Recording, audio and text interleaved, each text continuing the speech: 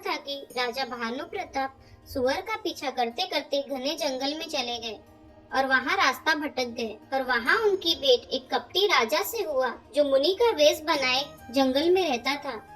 अब आगे।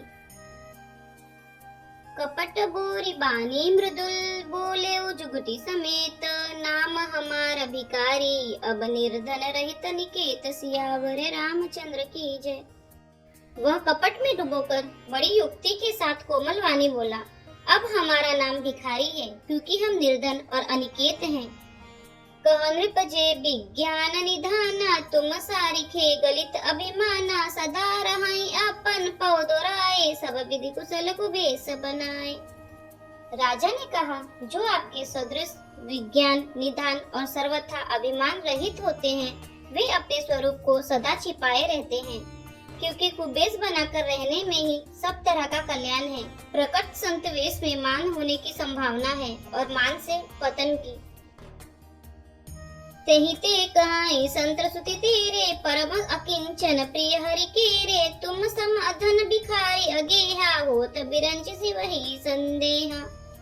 इसी से तो संत और वेद पुकार कर कहते हैं कि परम अकिंचन सर्वथा अहंकार ममता और मान रहित ही भगवान को प्रिय होते हैं। आप सरीखे निर्धन भिखारी और गृहहीनों को देखकर ब्रह्मा और शिव जी को भी संदेह हो जाता है कि वे वास्तविक संत हैं या भिखारी। जोशी सोसी तव चरण नमामि, मुँह पर कृपा करिय अब स्वामी, सहज प्रीति भूपति के देखी, आप विषय विश्वास विशेषी। आप जो हो सो हो, अर्थात जो कोई भी हो, मैं आपके चरणों में नमस्कार करता हूँ। हे स्वामी, अब मुझ पर कृपा कीजिए। अपने ऊपर राजा की स्वाभाविक प्रीति और अपने विषय में उसका अधिक विश्वास देखकर सब प्रकार राजा ही अपनाई, बोले अधिक स्नेह जनाई, सुनु सती भाव कहो महिपाला, यह बसत बीते बहुकाला। सब प्रकार से राजा को अपने वश में करके अधिक स्नेह दिखाता हुआ वह कपट तपस्वी बोला, हे राजन सुनो, मैं तुमसे सत्य कहता हूँ, मुझे यहाँ रहते बहुत समय बीत गया। अब लगी मोहि न मिले को, मैं न जनावो काहू, लोक मान्यता अनल सम, कर तप कानन दाहु, सियावर रामचंद्र की जय। अब तक न तो कोई मुझसे मिला और न मैं अपने को किसी पर प्रकट करता हूँ, क्योंकि लोक में प्रतिष्ठा अग्नि के समान है जो तप रूपी वन को भस्म कर डालती है। तुलसी देखि सुबेसु, भूलहि मुड़ना चतुर नर, सुंदर के की पेको, बचन सुधा सम असन अहि। तुलसीदास जी कहते हैं, सुंदर वेश देखकर मुड़ नहीं, मुड़ तो मुड़ ही है। चतुर मनुष्य भी धोखा खा जाता है। सुंदर मोर को देखो, उसका वचन तो अमृत के समान है और आहार सांप का है। ताते गुप्त रहो जग माही, हरित जी कीमपि प्रयोजन नाही, प्रभु जानत सब बिनहि जनाए, कहूँ कवनि सीधि लोक रिझाए।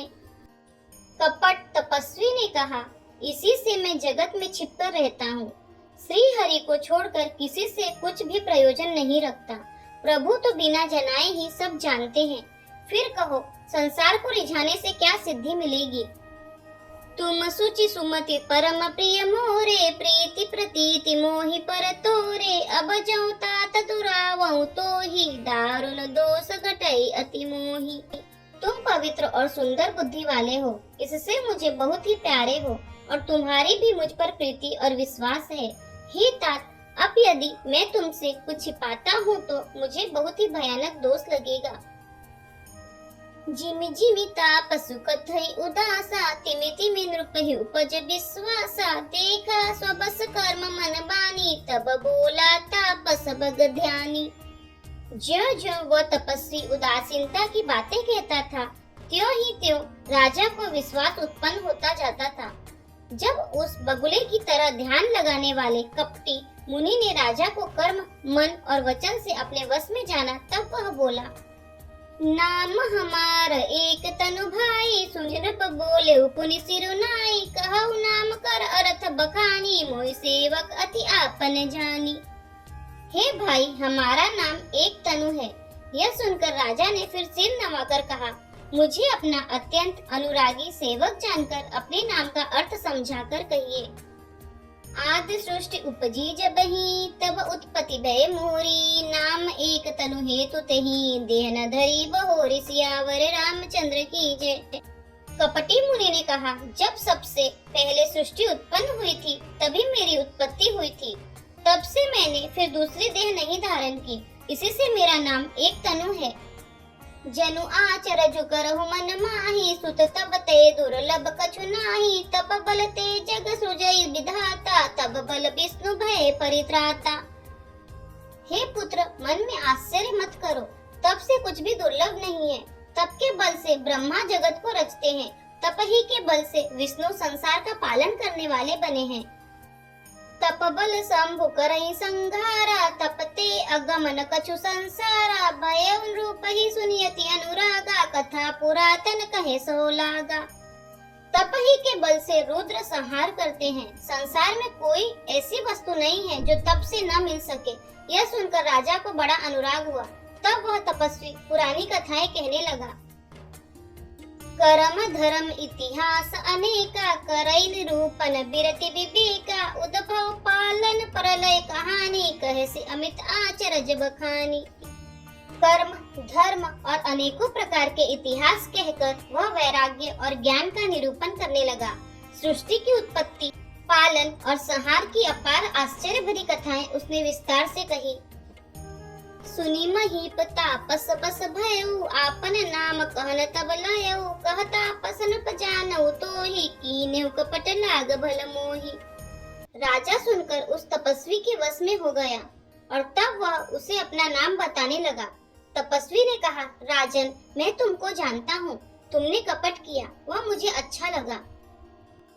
सुनो महिष असिनीति, जहाँ तहाँ नाम न कहहि रूप, मोहि तोहि पर अति प्रीति, सोई चतुरता विचारी तब। हे राजन सुनो, ऐसी नीति है कि राजा लोग जहाँ तहाँ अपना नाम नहीं कहते। तुम्हारी वही चतुराई समझकर तुम पर मेरा बड़ा प्रेम हो गया है। नाम तुम्हार प्रताप दिनेसा, सत्य केतु तव पिता नरेसा, गुरु प्रसाद सब जानिय राजा, कहीं न आपन जानी अकाजा। तुम्हारा नाम प्रताप भानु है, महाराज सत्य केतु तुम्हारे पिता थे।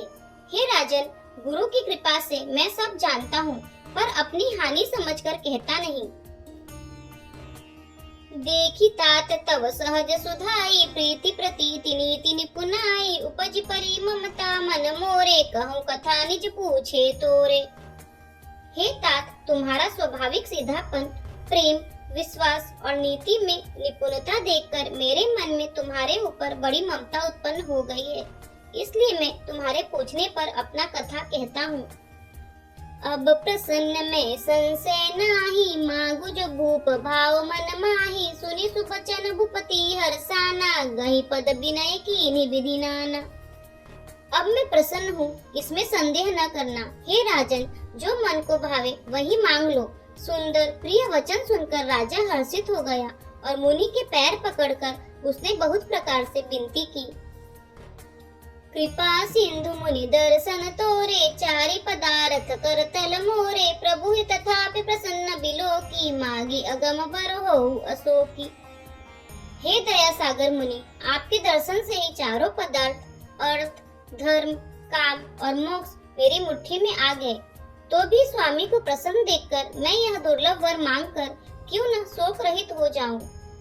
जरा मरण दुख रहित तनु, समर जीते जनि को, एक छत्र रिपुहीन मही, राज कल्प सत हो सियावर रामचंद्र की जय। मेरा शरीर वृद्धावस्था, मृत्यु और दुख से रहित हो जाए, मुझे युद्ध में कोई जीत न सके और पृथ्वी पर मेरा 100 कल्प तक एक छत्र अकंटक राज्य हो जाए। कहता पसन रूप ऐसे हो, कारण एक कठिन सुनु सो, कालौ तु पद नाई सीसा, एक विप्र कुल छाड़ी महिषा। तपस्वी ने कहा, हे राजन, ऐसा ही हो, पर एक बात कठिन है, उसे भी सुन लो। हे पृथ्वी के स्वामी, केवल ब्राह्मण कुल को छोड़कर काल भी तुम्हारे चरणों पर सिर नवाएगा। तप बल विप्र सदा बरियारा, तिनके कोपन को रखवारा। जो विप्र न बस करहु नरेसा, तो बस विधि विष्णु महेशा। तप के बल से ब्राह्मण सदा बलवान रहते हैं, उनके क्रोध से रक्षा करने वाला कोई नहीं है। हे नरपति, यदि तुम ब्राह्मणों को वश में कर लो तो ब्रह्मा, विष्णु और महेश भी तुम्हारे अधीन हो जाएंगे। चलन ब्रह्मा कुल सन बरियाई, सत्य कहूँ दो भुजा उठाए। विप्र श्राप बिनु सुन महिपाला, तोर नाश नहीं कवने काला।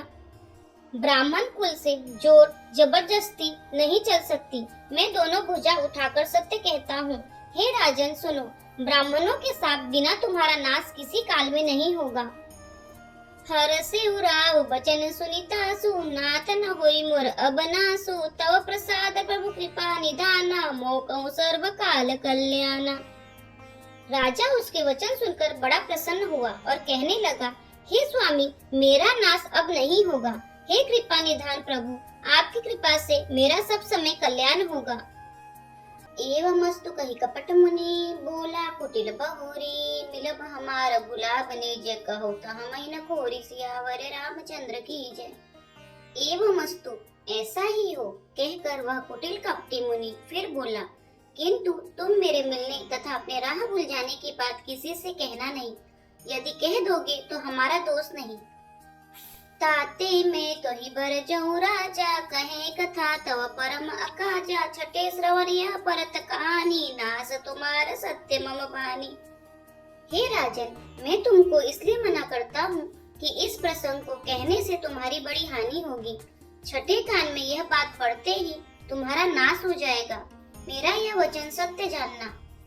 यह प्रगटे अथवा द्विज श्रापा, नास तोर सुनु भानु प्रतापा। आन उपाय निधन तव नाही, जो हरिहर को पहि मन माही। हे प्रताप भानु, सुनो, इस बात के प्रकट करने से अथवा ब्राह्मणों के शाप से तुम्हारा नाश होगा, और किसी उपाय से चाहे ब्रह्मा और शंकर भी मन में क्रोध करे, तुम्हारी मृत्यु नहीं होगी। सत्यनाथ पद गहिंद्र भाषा, द्विज गुरु कोप कहु को राखा। राखई गुरु जो कोप विधाता, गुरु विरोध नहीं को जग त्राता। राजा ने मुनि के चरण पकड़कर कहा, हे स्वामी, सत्य ही है। ब्राह्मण और गुरु के क्रोध से कहिए कौन रक्षा कर सकता है। यदि ब्रह्मा भी क्रोध करे तो गुरु बचा लेते हैं, पर गुरु से विरोध करने पर जगत में कोई भी बचाने वाला नहीं है। जो न चलब हम कहे तुम्हारे, हो नास नहीं सोच हमारे। एक ही डर डर पत मन मोरा, प्रभु मही देव श्राप अति घोरा। यदि मैं आपके कथन के अनुसार नहीं चलूंगा तो भले ही मेरा नाश हो जाए, मुझे इसकी चिंता नहीं है। मेरा मन तो हे प्रभु केवल एक ही डर से डर रहा है कि ब्राह्मणों का शाप बड़ा भयानक होता है। होई विप्र बस कवन विधि, कहु कृपा करिसो। तुम तज दीन दयाल निज, हितु न देखो को। सियावर रामचंद्र की जय। वे ब्राह्मण किस प्रकार से वश में हो सकते हैं, कृपा करके वह भी बताइए। हे दीन दयालु, आपको छोड़कर और किसी को मैं अपना हितु नहीं देखता। सुनो नृप विविध जतन जग माही, कष्ट साध्य पनि होई कि नाही। अहै एक अति सुगम उपाय, तहा परंतु एक ही कठिनाई। तपस्वी ने कहा, हे राजन सुनो, संसार में उपाय तो बहुत हैं, पर वे कष्ट साध्य हैं, और इस पर भी सिद्ध हो या ना हो उनकी सफलता निश्चित नहीं है। हाँ, एक उपाय बहुत सहज है, परंतु उसमें भी एक कठिनता है। मम आधीन जुगुति नृप सोई, मोर जाप तव नगर न होई। आज लगए अरु जब ते भयउ, काहू के गृह ग्राम न गयउ। हे राजन, वह युक्ति तो मेरे हाथ है, पर मेरा जाना तुम्हारे नगर में हो नहीं सकता। जब से पैदा हुआ हूँ तब से आज तक मैं किसी के घर अथवा गांव नहीं गया।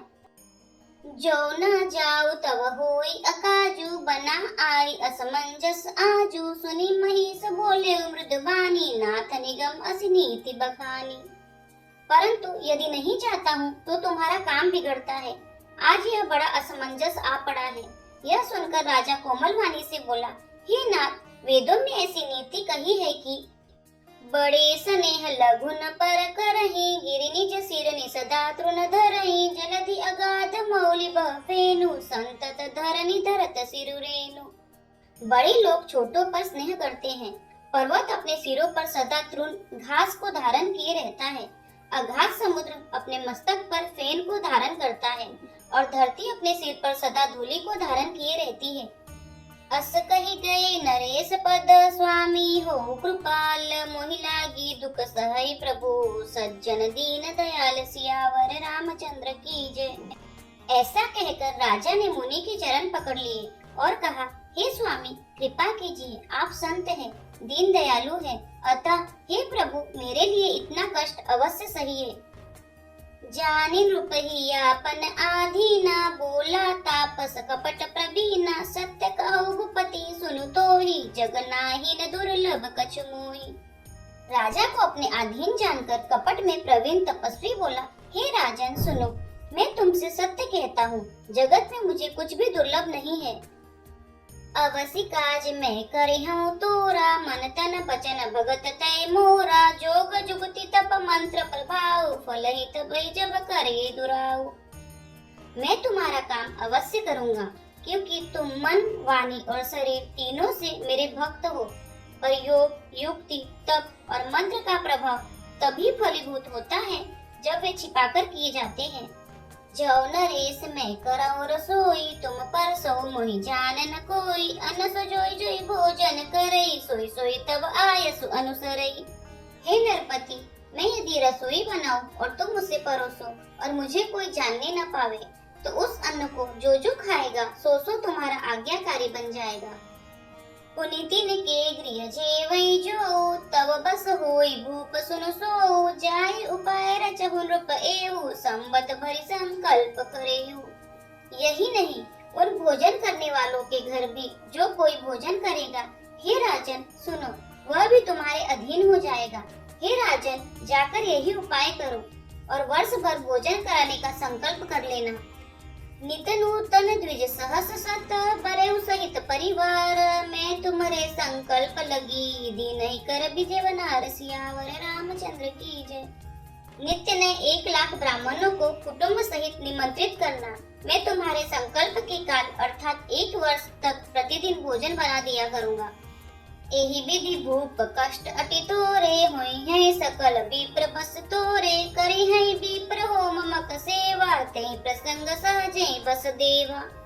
हे राजन, इस प्रकार बहुत ही थोड़े परिश्रम से सब ब्राह्मण तुम्हारे वश में हो जाएंगे। ब्राह्मण हवन, यज्ञ और सेवा पूजा करेंगे तो उस प्रसंग से देवता भी सहज ही वश में हो जाएंगे। और एक तो है कहूँ लखाऊ, मैं यही बेस न आऊ बकाऊ, तुम्हारे ऊपर रोहित कौराया, हरि आलव में करी निज माया। मैं एक और पहचान तुमको बताए देता हूँ कि मैं इस रूप में कभी न आऊंगा। हे राजन, मैं अपनी माया से तुम्हारे पुरोहित को हर लाऊंगा। तप बल ते ही करी आप समाना, रखे हम यहाँ बरस परवाना, मैं दरिता सुबेस सुनु राजा, सब विधि तोर सवार बकाजा।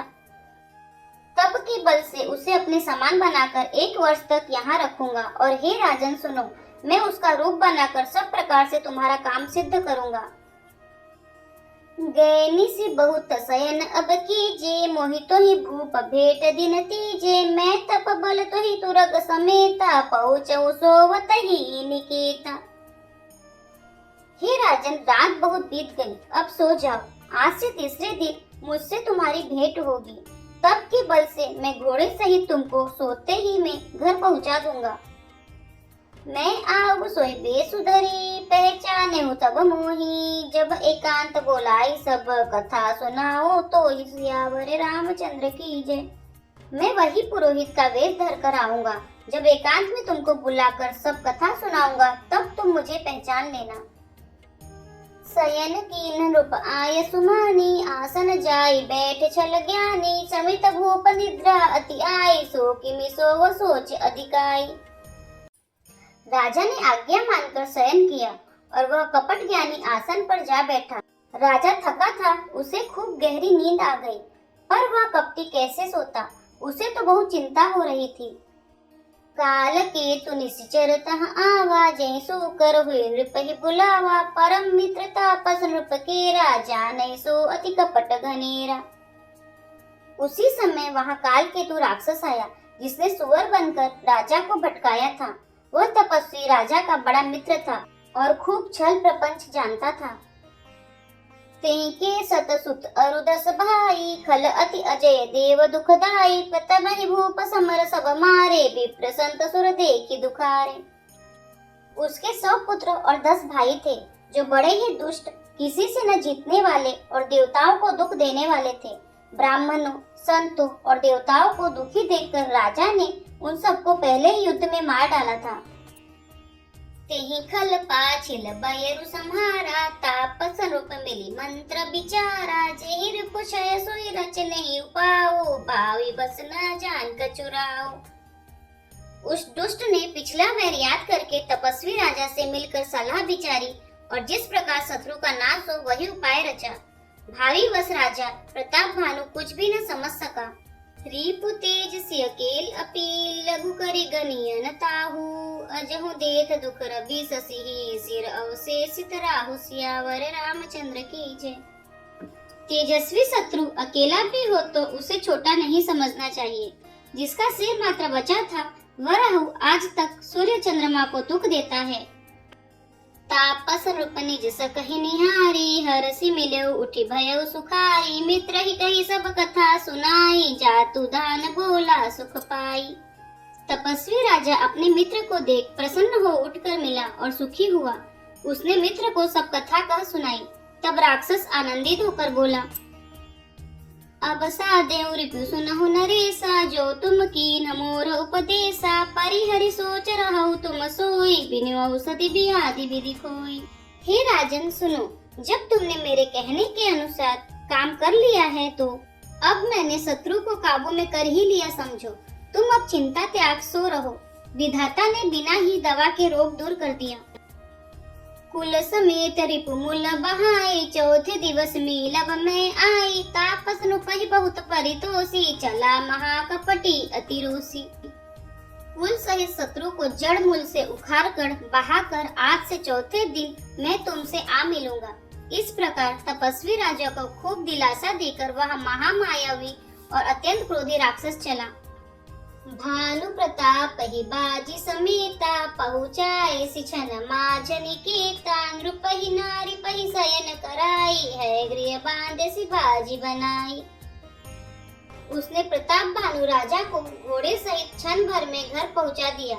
राजा को रानी के पास सुलाकर घोड़े को अच्छी तरह से घुड़साल में बांध दिया।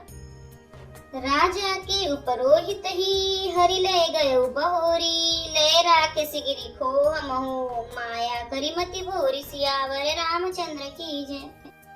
फिर वह राजा के पुरोहित को उठा ले गया और माया से उसकी बुद्धि को भ्रम में डालकर उसने पहाड़ी के कोह में ला रखा।